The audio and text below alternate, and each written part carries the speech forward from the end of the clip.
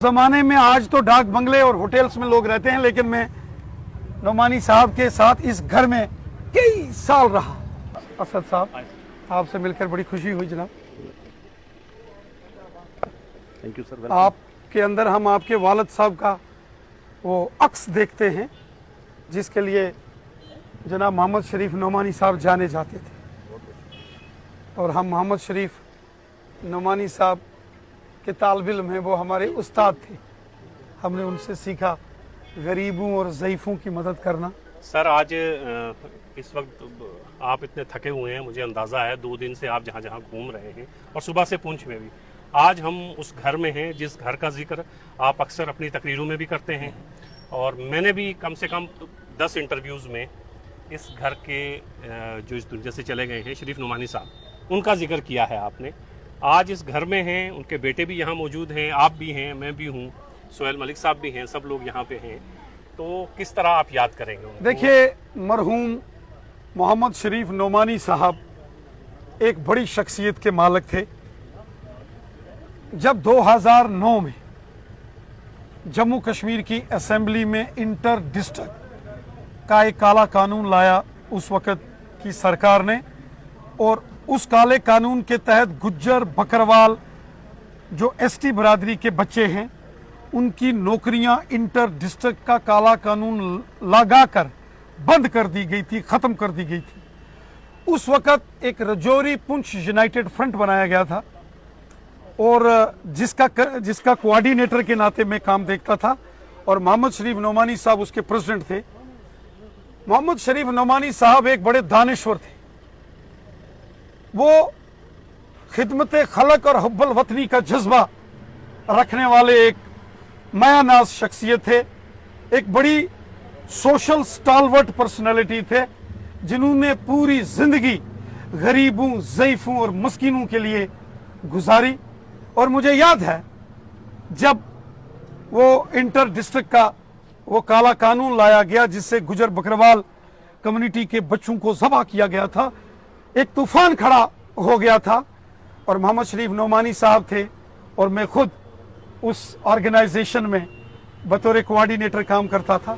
एक लंबी जदोजहद हमने लड़ी। आज एक ऑफिसर के सामने आपने ये भी कहा कि उस वक्त डाक बंगलों के दरवाजे हमारे लिए नहीं खुलते थे और हम शरीफ नोमानी साहब के घर रहते थे। मैं उनके साथ मेरा बड़ा एक दोस्ताना था। हालांकि मैं उम्र से उनके बच्चों के बराबर था, बहुत छोटा था, लेकिन वो मुझे बहुत प्यार करते थे, समझाते थे। बहुत बड़े दानिश्वर थे, बहुत बड़े। आज हमारी सोसाइटी में, आज हमारे समाज में ऐसे लोगों की कमी है। मैं ईमानदारी से कहता हूं, बिल्कुल, जो लोग मुल्क के लिए, अवाम के लिए खड़े होते हैं। आज तो हमारे साथ दुनिया जुड़ती है, वो उस जमाने में जुड़े थे जब मेंबर पार्लियामेंट या सरकारें तो दूर, हमारा सरपंच नहीं होता, लेकिन उनको लगा कि ये सही काज लड़ रहे हैं, ये गरीबों और ज़ईफ बच्चों के लिए ये जंग हमको लड़नी है, क्योंकि यहाँ इंसाफ की लड़ाई है।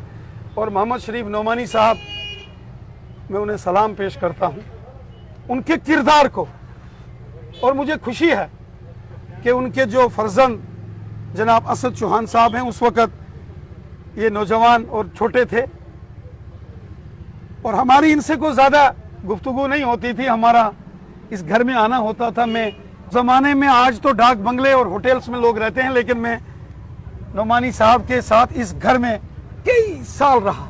और जब वो जम्मू आते थे, मैंने किराए पर कमरा रखा था, वो मेरे पास आते थे। सर, मेरी माटी मेरा देश, ऑनरेबल प्राइम मिनिस्टर का नारा, यहाँ से मट्टी, चूंकि मेरी माटी मेरा देश पूरे मुल्क से शहीदों के, जो मुल्क पर, कौम पर, तिरंगे झंडे पर जो कुर्बान हो गए, शहीद हो गए, उनके घरों से माटी लेकर दिल्ली में अमृत वाटिका का निर्माण होगा। एक ऐसा गार्डन बनाया जाएगा जहां पेड़ पौधे फूल लगाए जाएंगे, और उस गार्डन में जिस मिट्टी का इस्तेमाल होगा वो शहीदों के गांव की मिट्टी, या जो मुल्क के लिए जिन्होंने काम किया, अवाम के लिए, जिनके दिल में खिदमत खलक और हुब्बुल वतनी का जज्बा था, ऐसे लोगों के घरों से, गांव से वो मिट्टी ली जाएगी। और चूंकि मोहम्मद शरीफ नोमानी साहब एक बहुत बड़े स्कॉलर थे, बहुत बड़े दानिश्वर थे, और हुब्बल वतनी का जज्बा रखने वाले एक मायानाज शख्सियत थे। मैंने अपनी जिंदगी के अंदर ऐसा शख्स जो खिदमत खलक और हुब्बल वतनी के जज्बे से सराबोर हो शायद ही कोई दूसरा देखा हो। बहुत सिंपल जिंदगी जीते थे, बहुत बड़ी सोच के मालिक थे, और आज उनके घर से, उनके गांव से वो मिट्टी हमने वो कलश में मंगवाई है जो दिल्ली हम प्राइम मिनिस्टर साहब को देंगे। और उस गार्डन में जहां वो बाग, वो वाटिका तैयार होगी, उसमें मोहम्मद शरीफ नोमानी साहब के नाम का भी एक पेड़, एक पौधा लगाया जाएगा और इनके घर की मिट्टी उस खूबसूरत शहीदों के उस बाग में, अमल में वहां लाई जाएगी।